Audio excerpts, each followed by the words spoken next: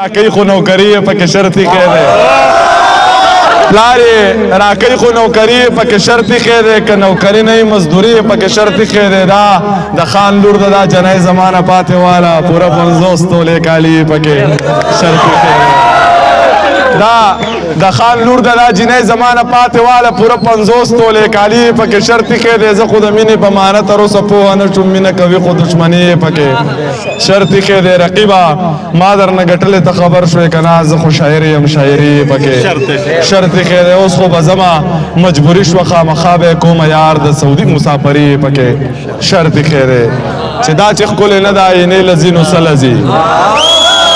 دا چې ښکلې نه ده عینې لځي نو څه لځي او زړه مې د سینې نه دې کوڅې لځي نو څه لځي او دلته کې چې راشي نو بیا یو په دوه ګناه کوي دا خلک کعبې لځي توبې لځي نو څه لځي مړی کې په خپله د تپوس یې ته څوک نشته دی بیا ورله سهار له جنازې لځي نو څه لځي نه کېږي ماما د زوی تعلیم دی داسې نه کېږي د اخو کالجونو ته نشې لځي نو څه لځي ټیک دا د دې تره دی خو زما ورسره نه لګي دا ورکره هره میاشت کې شپې لځي نو څه لځي او مور یې پلار ته وویل په دې کشره لور شکي یم دا چې ضمیر ویني دروازې لځي ډېر څه ووایه ښه ده ملګري تا ته سپکي دي ماسې نه ځي سپکي دي هلکه یاره بله ته کم غزل وویل پروفایل له خوار سړی د کار تصویر وباسي پروفایل له خوار سړی د کار تصویر وباسي هلک دی او که جنۍ په ډسلار تصویر وباسي ریباره ته چې وایې تصویر وباسو بیا زه ریباره دې جنۍ له به د پلار تصویر وباسي 50 دی یا شپېته دی یا زره قیمت دی د رنګ تور له څومره مزېدار تصویر وباسي چې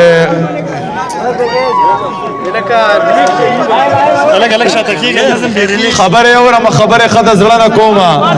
خبرې کوم خو د خبرو کاروبار نه کومه نه نه ښکليه خرچه چې درته کمه شي زر ځان خفه کې ښکليه زه څه د پوډرو کاروبار نه کومه چې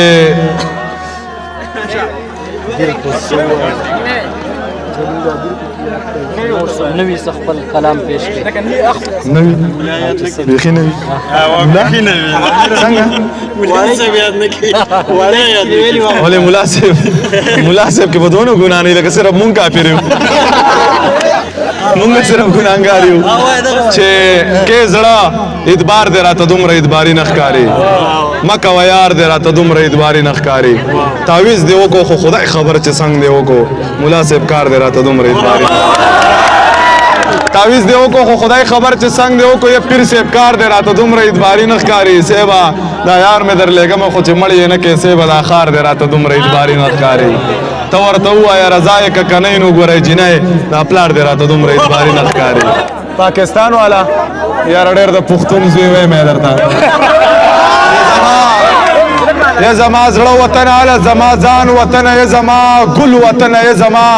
جانان وطن سلور بچي الله را کړي خو ایمان مې دا دی که پتا سخته شو نو دا درنه قربان وطن سلور بچي الله را کړي خو ایمان مې دا دی که پتا سخته شو نو دا درنه قربان وطن ډېره مشکله ده که بل څوک پرې جنډه ولګوي پاري او ګوټ کې دې پراته دي خپل پوځیان وطنه د دې جنډې معنی دی څه ده زه یې منم که نه قسم په خدای ما پرې راوړی دی ایمان وطنه د دې